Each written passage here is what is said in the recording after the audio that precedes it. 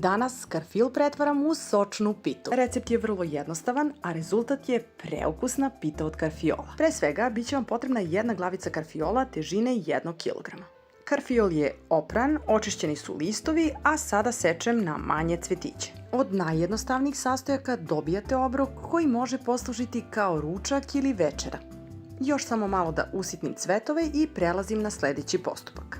I da vas podsjetim da za sve detalje, nutritivne vrednosti i pisani recept posetite sajt eninakuhinja.com. Sada u jednu dublju činiju dodajem 3 jajeta, kašičicu soli, pa umutim dok smesa ne postane penasta. Vidjet ćete brzo, lako i vrlo jednostavno. Sada dodajem 100 ml hladnog mleka, potom dodajem 400 g kisele pavlake, 100 ml ulja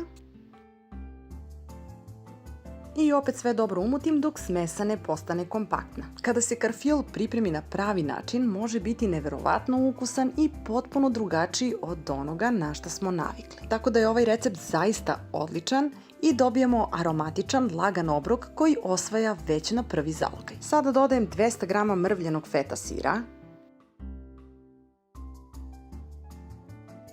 i opet sve dobro promešam.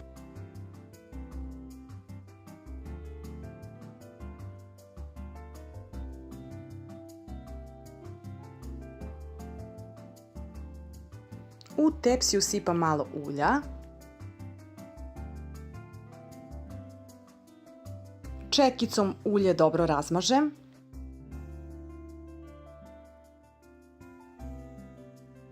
pa ređam seckani karfil. Ja karfil ne kuvam u vodi jer će izgubiti svoju elastičnost i postati kašast.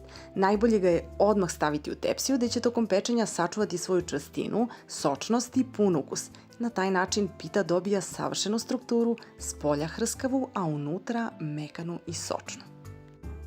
Odozgo sipam malo ulja,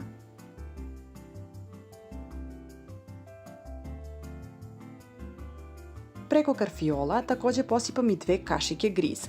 On upija višak tečnosti i pomaže da se svi slojevi lepo povežu, da pita bude kompaktna i da se lako seče. Uz to daje i onu finu blagu hrskavost koja ovu pitu čini još ukusnijom.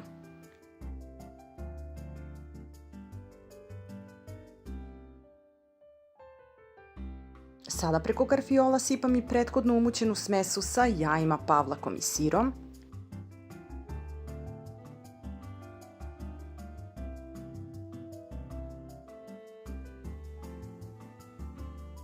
Još malo rasporedim kašikom i na kraju odozgo posipam prepečen susam koji donosi predivnu aromu. Rerna je zagrejana na 200 stepeni i pita se peče nekih sat vremena na toj temperaturi. I evo, pita od karfiola je gotova, spremna da se proba. I ovaj obrok je zaista toliko ukusan da će i oni koji nisu ljubitelji karfiola na ovaj način sigurno promeniti mišljenje i zavoleti ga. E pa dragi moji, ako vam se dopao recept, možete zapratiti kanal Enina kuhinja, Enis Delight, za još puno ukusnih i vrlo kreativnih ideja. A mi se vidimo ponovo uskoro sa nekim novim, interesantnim receptima. Do tada uživajte, prijatno!